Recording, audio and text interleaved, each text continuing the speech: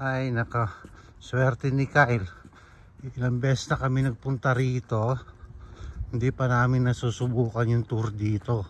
Ngayon masusubukan namin yung tour. Pupunta kami sa underground na itong mga power plant na to. Ay, swerte ka Kyle. Sina Samantha, sa Althea, Ibon, Melissa, si Joy, hindi pa nila na sige. Akit ka, hindi ka makapasok dyan. One way lang yan. One way lang yan.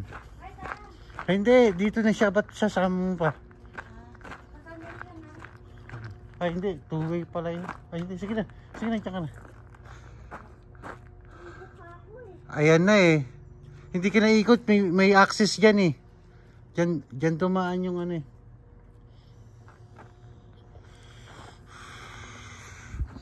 Swerte mo Kyle ah. Kyle.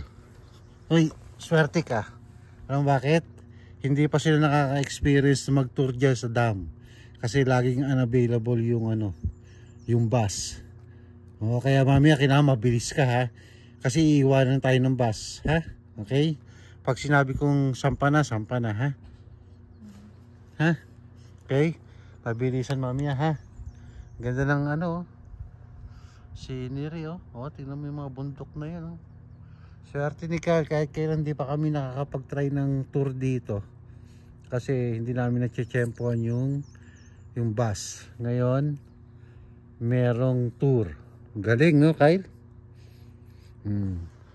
Sa tagal-tagal na ilang beses kami nagpunta rito. Dam po yan? Oo, dam yan. Yan yung mag-aano ng kuryente. Tapos nagwo-work si Tito Mike sa ganyan din ngayon. Ginagawa pa lang. Ayun.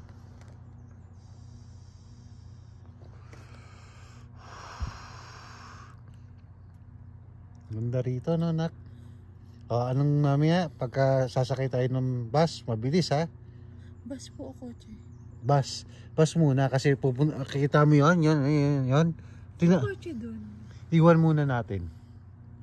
Iwan muna natin siya, tapos pagbalik natin yun, papunta na tayo. Kumain ka naman ng sandwich diba? So mamaya tayo kakain ha. Okay, sayang binayaran na natin $8, so kasama pala yun. So mag tour na tayo. Ayan parating na yung bus. Yan yung bus natin yan ayan yung bus.